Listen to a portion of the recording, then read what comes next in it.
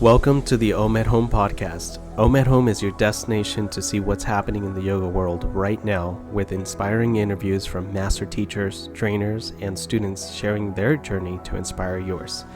Join us today to hear insights from the world's greatest minds to help you achieve mind-body balance in the modern world with your hosts, Raphael and Julian Arce.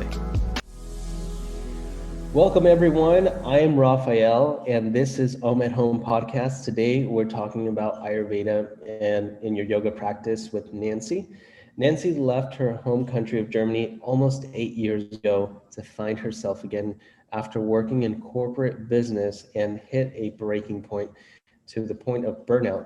Nancy went on a trip that saved her life to find balance and her new meaningful purpose. She is living on a tropical island, or crystal island, in southeast Thailand for the past 5 years, where she is holding holistic retreats. She helps other people with Ayurveda and yoga. She gives talks, lectures, and building her business. Welcome, Nancy. Thank you so much for being here. Thank you. Thanks for having me. Thanks. And you're actually in Thailand right now. I'm in Thailand. I'm on Koh Phangan. It's a crystal island, but it's also a tropical island. So, yes. Nice. And how long have you been in Thailand now? More than 5 years. I moved here in November 2015, so I made that my home. So since then, I'm really constantly living here. If I'm not in India, I'm here. If you're not in India, perfect. And what happened from Thailand? What called you upon all places on earth? You mean why I moved to Thailand? Why is it Thailand? Yeah, why did you choose Thailand over, any other place in the world? It's a good question. I think when I came over 8 years ago, the first time to Thailand, I just fell in love with this country. So there was no question. So when I came here, I loved the culture. I loved the climate. I still love how easy it is to just move around. And kind of there was a sense of freedom, a bigger sense of freedom than I experienced living in Germany. And after being a while here and enjoying it, I really found like this is the place I want to be, and it really fits all my needs and what I want to be and live my purpose. It means like I want to provide yoga, Ayurveda, and I could really feel all my senses. That's the place I want to be for the next years. And it's 5 years already. So. Wow. Time flies. So for our listeners who are, just starting their path or their journey into yoga, Ayurveda is just such a taboo topic for them. They don't really know. Can you dive a little bit deeper into what Ayurveda actually is for those that are new to the concept? Yeah, of course. First of all, it's a shame, or it's pity that so many people are not learning straight away when they learn yoga or tapping into their yoga journey, because Ayurveda is the sister science of yoga. So the yoga philosophy is the part of the Ayurveda philosophy. And Ayurveda is the most oldest, ancient, holistic medical system in the world. And it provides balance, or what we're looking at in Ayurveda is to find balance in body, mind, and soul, which is the same like in yoga, finding union. But in Ayurveda, we go a step further. It's also finding balance in consciousness and senses. Because everything what happened inside of us, we taking in from the outside through the senses, and that creates a consciousness, and this consciousness comes into awareness. So, and in Ayurveda we say the main object, if we want to call it object, or is like the awareness. So we need to become aware what actually is good for us and what brings us into balance, because that's our most healthy state of being. We want to be healthy, happy, and satisfied and balanced. And what actually brings us out of balance, what kicks us out. So we need to create that awareness. And how do we create that awareness is to study about ourselves. So learning or studying ourselves, who we are. This question is who I am. It's actually studying what is your true nature. And from this, we are thinking about and looking about our health. So before we speaking about our personal individual health, we just have to learn about ourselves. What is our true nature? What is this life we are living about? What's the goal of life? And then studying ourselves in that life.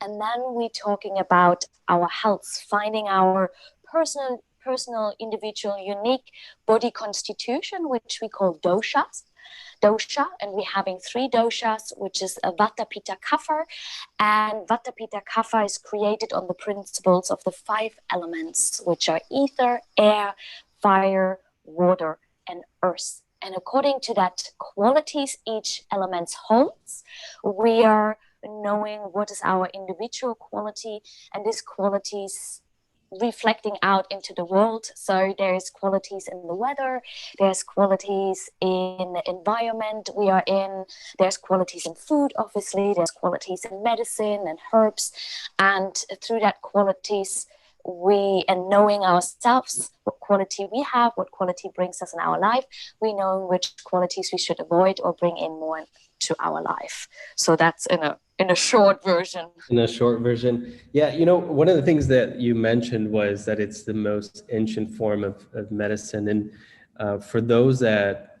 are so new, or even, in this newer generation, I should say, sometimes we forget that there was, before doctors, there was an ancient practice of medicine that has been now put in the back burner because now you have these figures who are doctors. But if you really start questioning history, when someone was not feeling well, or they experienced certain symptoms, what was available to them back then? So I think I think you talked about it, but I think everybody needs to have an awareness of what was what was being practiced before doctors were around, before there was, I think, the study of medicine. And I think that's why this is important, because it proves that it's been here before then, right? And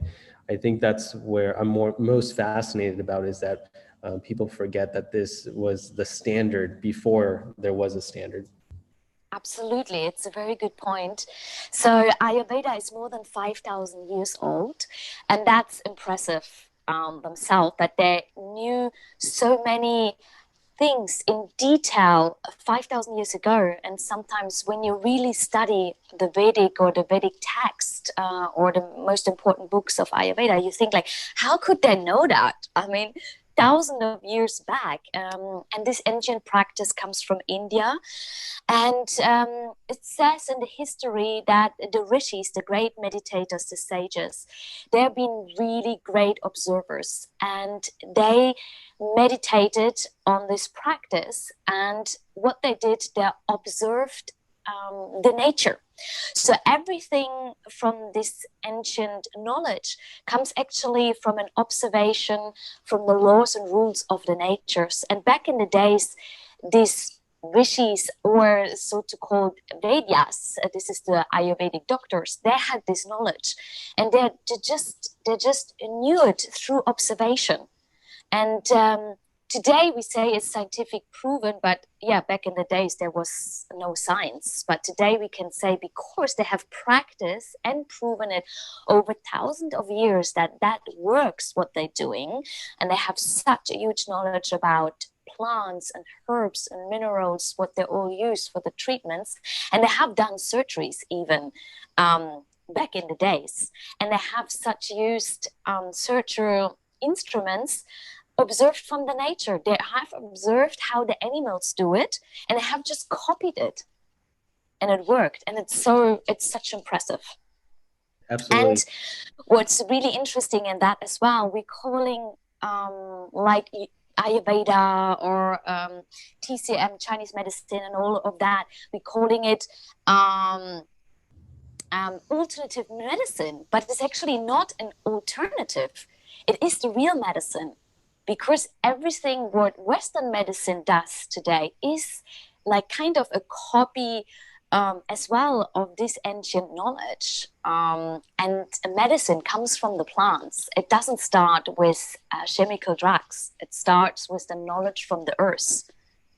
And this is where the real healing is coming from, and the real medicine. And in Western medicine or nowadays, we're just going into quick fix solutions in anything in our life, but especially with our health. So there is something we have to function. I'm sick, I have a symptoms, I don't feel well. Let's give me a quick solution that I can keep functioning.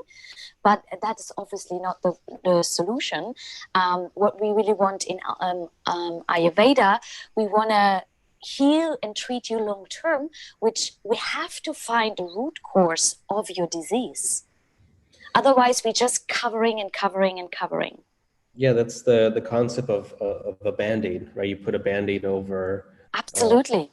a wound that never is going to heal, and you still feel the wound. So maybe you'll get prescribed some pills that have side effects, that the side effects are actually worse than the pain you're feeling now. So you start looking into, yeah, I mean, you start looking into all those things and saying, well, the approach for Ayurveda or a different alternative medicine is really to take something that may not have the side effects. It just doesn't look appealing because it doesn't come packaged in commercials that you see nowadays. And at the end, they always talk about the terrible side effects. It may cause, the list is really long, and at the end, and they're like, oh yeah, and by the way, you could also die. Yeah. If you've ever seen those But no commercials. one is reading this. No one is reading this. It's just, it gives me, They're not reading it because you brought up a good point. It's just the Western culture is instant gratification. They want everything instantly. That's why people are, addicted to Amazon Prime. They're addicted to Netflix because they don't have to. They can just skip from show to show. They can just take some sort of prescription that would just instantly, temporarily will fix the issue. But like you said, it's like a Band-Aid. They don't have to think about their goal of life or what is this life about or their purpose. Just watch Netflix. Yeah, exactly. So a lot of the times that meditative approach of not just the holistic medicine, but as you're reframing as like, what do I want for me? A lot of the times, it's been said that the disease really starts in our mind because of, our thoughts, and there's a lot of blockages because if you start looking at toxins in the body, how they form, a lot of it also derives from the thought. So, you hear some stories of people how they've been able to overcome some major surgeries, but every single documentary I've seen, countless and countless, it all started with a thought that they could overcome it. Yes, absolutely. I agree. And maybe very important to mention is when we're talking about Ayurveda, we have to look at 5 aspects of life, or 5 aspects of health and well-being we're considering in when we consult with people. So it's the physical health, it's the mental health, it's the emotional health, exactly what you're just saying, it's the social health, and it's the spiritual health. All these 5 aspects we have to consider in if we want to find the root cause or understand where is the imbalance or disease coming from. Physical health is obvious. It's your body you're living in, your physical body, which shows you pain or a symptom if something is out of balance. Then we have the mental health. It's your mental capacity. It's your mind, which is, by the way, not in the brain. But it's like what kind of thoughts you're eating regularly. My doctor just said that term. I found that very funny. So how do you digest your emotions? How do you deal with your daily emotions? And then is the social health, is how we are living in this society. How do we live in this environment? But also social health is about trust. Can you trust yourself? Can you trust your society? Can you trust the group you are in or surrounded with? Lack of trust is a big it's a big root cause of disease, because we lost trust in life, we lost trust in ourselves, we lost trust in other people, and that makes us actually sick. And then we have the spiritual health, which doesn't mean you have to worship the Buddha or Shiva or Ganesh or believe in God. It's not religious at all. It's your self-study, how much you study yourself and this life. And these aspects, I made it very short now, these aspects are very important to look at when we speak about a holistic approach or holistic healing or living a holistic life. And that really makes Ayurveda as a user manual for our life, because Ayurveda means actually science of life, but also it's a way of living. It's a way of a healthy lifestyle. Yeah, I think you bring up such a good point, in the topic of longevity, or just the topic of, the thoughts of disbelief. And when we talk about that, and especially with your background, I have a corporate background as well, where you're at this place where you ask someone that they have to know themselves, and sometimes they'll look at you and say, look, I know my name, so therefore I know myself. But it's very surface level versus really understanding what is your true calling. Is it, and that's really, some people hit that plateau when they're at that corporate level where they're being grinded out, and they have chain of command policies and procedures, non-negotiables, and then they just hit this wall of, really, is this like what I was born to do, to look at a schedule that dictates when I can go to the restroom, clock in, clock out. And there's this awakening of finally saying, are you ready to listen? Exactly. Yes. And I mean, we are all born in a state of sattvic, how we say in the yoga or Ayurveda language. And sattvic means pure, yeah, balanced state. But I mean, over the years since we are born, we're putting layers and layers on. And I think these layers become very thick, especially maybe in our age, when we are in Pitta time, so from teenager to going up to 50, which we consider the Pitta time, when we become very fiery, when becoming focused on building our home, our security, our family, finding our business, being very wealth oriented. And this is probably also the time where we're putting on a lot of thick layers of who we should be. Yeah, or let's put it another way, putting a mask on. Yeah, this is the way I have to do. I have to do that. I have to build that. I have to accumulate that to be successful, to be seen, to be someone. Yeah, and until that breaks, as you said very nicely, and we realizing, is that really who I am and what I want and for what I'm here for? Is that my purpose? And this obviously most of the time comes out when we become sick or ending up in a burnout like me. That was a big scream inside of me. And like internal questions came up. Is that life I want to live? Is that me? Is that really who I am? What I want to build the rest of my life? That question came up and I didn't know where that came from, because I hadn't had that awareness I have now, because I wasn't in that spiritual environment. But they just came screaming so loudly inside, I couldn't deny them. I had to do something. And in the end, I had to do something because my body was forcing me. And this is what happened when we don't listen to that inner voice. The body will show you. You will become sick, the body will be in pain or whatever. The body will push you to where you have to go. And eventually you have to listen. Yeah, the voice just get louder. Sometimes I've seen it in a physical form where somebody injures their legs, and you ask them a question, do you have fear of moving forward? And a lot of times it just shows through some of the injuries, unfortunately, is what they've manifested, because of that. So, and it comes in different forms, but it's really something to, not everybody is awakened to it. Maybe they've heard it, but they've suppressed the voice.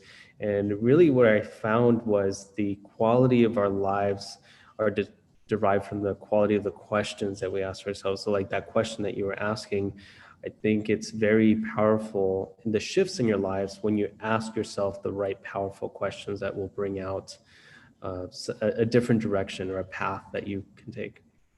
Absolutely, absolutely. And that's why it's so important to bring Ayurveda and yoga together. You know, they are not separated. It's so important to, because the yoga philosophy is such an important philosophy in the Ayurveda practice. And according to come to that question and according to come to that deep connection to yourself, yoga practice is so important, and not just the asana, not just moving the physical body. How many people using yoga? It's beyond that. You know, when we're looking into the 8 limbs, yeah. Um, it's about the meditation, the pranayama, and everything, but also how you practice and put yourself onto the mat. It's like knowing yourself, knowing your body constitution, what is actually right, what is the right practice in the right moment. When I'm very anxious, like maybe many people at the moment are in this very unique time we are in, it's like, how do I put myself onto the mat? What practice do I need right now to calm down my nervous system? What practice, yoga practice, is actually very beneficial to get me out of anxiety? Yeah, or if I feel very stagnation. Yeah, many people maybe at home a lot, they don't move, so they have to get out. You know, so what practice, what holistic Ayurvedic practice and yoga practice is good for me?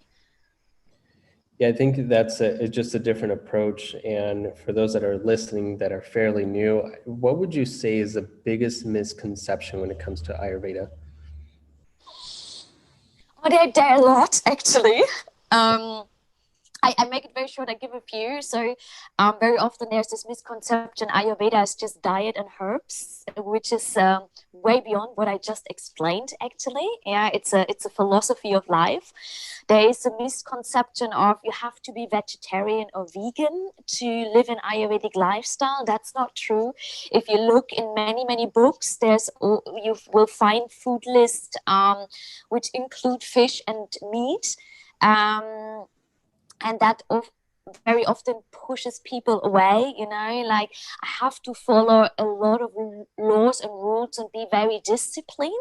This is also a very misconception Ayurveda, where I would say no, you just have to become aware of yourself, your qualities, your elements, and then we checking in what is actually good for you. And this is just, it's, I call it an intuitive practice with awareness and mindfulness.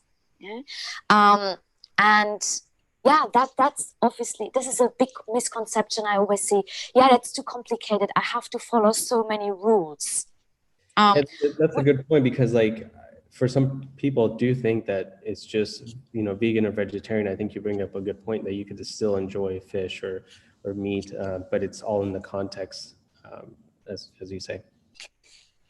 The context of your mind body constitution. And you know, actually it is like in Ayurveda or Ayurvedic doctors, for some constitution, I give an example. For example, if you're very vata, that means very air and ether constitution, I can't go into deep now, but actually it's recommended to eat meat. That's the constitution, they need meat.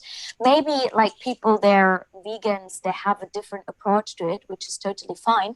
But from this ancient knowledge, what we have observed, like certain constitutions are not good with being vegan or vegetarian or fasting. So, but this is very often because of lacking knowledge, they become sick. And I see that very often when I go to India and study. My doctors tell me, when all these Western people like us coming to India and want to do their cleansing programs, they're so sick because they ignore that, and we call that in Ayurveda, very important, mistake of intelligence. So we're doing something against our nature because we are ignorant, and ignorant is a big root cause of sickness. Yeah, and I think there's a lot of different reasons why people don't eat fish or meat, for a lot of social reasons. But what I have found as well is there's influencers or someone that speaks very highly about being vegan or vegetarian, and unfortunately their body just rejects it, and then they start introducing fish again, or meat, or Yeah. something, because they become very ill. And and unfortunately they lived a misconception that eventually their body will say, hey, I need this again in order to be healthy. Absolutely, and that comes back to what we talked about, the self-study. You need to know your nature, your real true nature, your essence first. And I mean, there's nothing, I don't talk against vegan. I don't eat meat since 8 years, and I'm fine. And I still eat fish because I still feel, I know I need that. Um, and this is about, we need to study ourselves first. I have just decided that intuitive, I have to be very honest. And now I'm gaining that knowledge as well. And we need to try out, because we're saying it's very important in the Vedanta philosophy. We're saying knowledge is nothing without experience, and experience is nothing without knowledge. So we have to study, but what we study, we also have to experience. Otherwise, we don't know, we're just following words. But this is all gurus and teachers say, don't believe my words, experience it. But also when we experience something, to understand it, we need the knowledge. Yeah, it's actually one of the frameworks in our teacher academy, over at Yoga Teacher Academy, is that you first must learn something in order for you to live it. So living is embodying it. And only through embodiment, then you can lead others. So a lot of the times, you can't lead others from what you don't live, and you can't live something you haven't learned. So it kind of all just goes together, very similar to what you just mentioned. Absolutely. Yeah, yeah, yeah, yeah.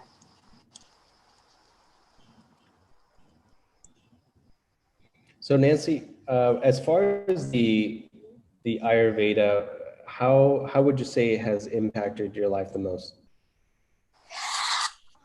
That really shifted my life. As you said that in the introduction, I was working in corporate as a key account manager.